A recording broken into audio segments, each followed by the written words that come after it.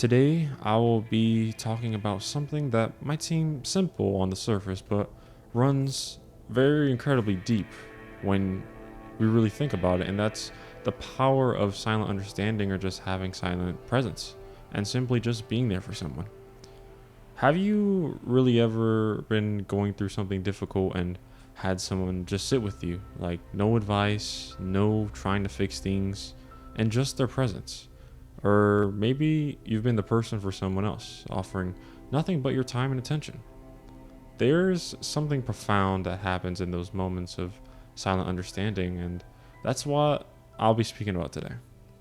What silent understanding is, if you don't know what it means, is it shows a deep comprehension or connection between two people that's more connected than just words. Like you can understand each other without using words. And I feel like a lot of us could relate to this because I feel like we all have our own head signals or we all do our own thing to understand each other, you know? And usually we're kind of conditioned to believe that we need to say the right thing or fix the problem. We feel uncomfortable with the silence, with pain, with not having answers. So we rush to fill that space with words, advice, or stories about our own experiences. But sometimes what people need most isn't our wisdom or our solutions, it's just our presence, our willingness to just sit in the discomfort with them, to witness their pain without trying to minimize or make it go away. And this is something I found as a profound gift because it really communicates something like more powerful than just speaking to someone. You know, it's like saying, I see you, I can hear you, your feelings matter and you're not really alone. And I feel like this is just very important, you know, it makes you feel good about yourself or just it makes you feel like, you know, it doesn't feel as bad. And silent understanding is important because it creates space for authentic expression. When we're not rushing to respond or fix, the other person has more room to fully express what they're feeling without filtering it through our reactions. It also offers validation without conditions. Being there without judgment tells something of their feelings. It tells basically that their feelings are valid exactly as they are, not once they're more positive or once they've found the silver lining. It honors the person's journey, not by jumping to solutions or that we recognize that their path is their own to walk and our role is to support and not direct. It builds a deeper connection. These moments of vulnerable sharing and silent understanding often create stronger bonds than hours of just regular casual conversation. And finally, it models a healthy emotional presence. In a culture that often avoids difficult emotions, simply being with someone in their pain shows that emotions don't need to be feared or fixed. Being truly present isn't as easy as it sounds, and there are several challenges that we face trying to offer this kind of support of silent understanding. You know, it could be with our own discomfort with pain that makes us want to fix situations quickly, both to help the other person and to ease our own uneasiness. You know, but the pressure to say the right thing can make us overthink and miss the opportunity just to simply listen. And it could also be because our busy, distracted lives make it difficult to give someone our full, undivided attention. The fear of not being helpful enough can make us feel like irrelevant if we're just being there. Our own triggers and experiences might come up when someone shares their struggles, pulling our own focus away from them. And this is normal, you know, but recognizing them is the first step to really just move on beyond those issues and try to be better and just try to counter them, you know? And practice active listening. Focus completely on understanding and not just formulating a response. Notice when your mind wanders and gently bring it back. Get comfortable with the silence. Resist the urge to fill quiet moments, you know? Silence gives that space for processing and deeper sharing. And you could also manage your own reactions. That could be a way to help. You know, try to notice when you feel the pull to fix, advise, or relate the situation to your own experience.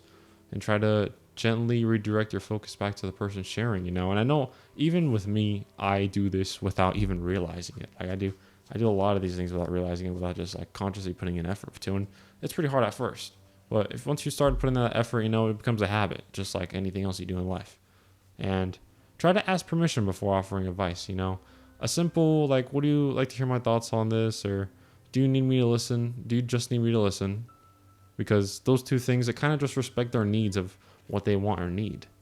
And try to be physically present. Try to put your phone away, make some eye contact, and use your body language that shows you're engaged. All right, because I've been to way too many restaurants, way too many places where I just see people on their phones, and like, it's kind of like, well, what's the point of being there, if you're just gonna be on the phone all day, I see this at restaurants, I see this at hangouts, I feel like it's just because of that damn phone, as they say, but yeah, and check your own understanding. Occasionally, try to reflect back on what you're hearing to show what you're following without interrupting or adding your own perspective. And make sure you honor their experience. Don't try to avoid minimizing, saying, "Oh, it's not that bad," or comparing it, others have it worse, or even like trying to silver line it, because I was saying things like "at least." Because you have to remember that being there for someone isn't just about being perfect. It's about being authentic and really fully present overall.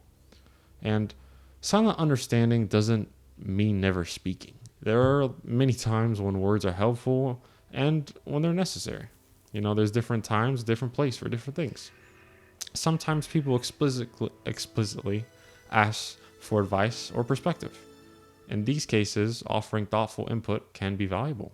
Just make sure you're responding to their actual request, not just jumping in with solutions. Sometimes a simple acknowledgement helps people feel heard. "That sounds really difficult," or "I can see how much this matters to you." And sometimes people need to be more gentle, prompting to continue sharing. Like, tell me a time, or they might say things like, "Can you tell me more about that?" or "How did that make you feel?" And usually the key is that these words serve to create more space for a person to process their own experience, their experience, not just to shift the focus or close down the conversation. And in a world that's constantly telling us to do more, say more, and fix more, there's a profound power in just simply being there. Sometimes the most meaningful thing, or the most meaningful support that we could offer ourselves, isn't just found in what we say, but in our willingness to stay, to sit in the uncomfortable spaces with someone, to witness their experience without trying to change it. And sometimes the greatest gift we could receive isn't advice or solutions, but the quiet understanding of someone who sees us exactly as we are and stays anyway. I love to hear your thoughts and experiences in the comments. When has someone's presence made a difference in your life, or when have you been able to support someone for simply being there? And that's it for today's video, man. And as of this recording, I just want to say, man, we're at 66 subscribers, man. That's actually crazy. Like, I remember starting this and I was like, dang, and I still like doing this for fun, just video essays, just to remind myself, and doing these video essays just kind of remind myself why I did this in the first place, just to kind of have my own little space in the internet, and I really want to thank everybody. Thank you for the 66 subscribers, man. It's crazy to think about. I just want to thank everybody for watching in general, thank you so much. And hey, if you liked the video, leave a thumbs up, subscribe. I'll be making more content either way. So, but other than that, I will see you guys in the next video. John Sweeney is out. Peace.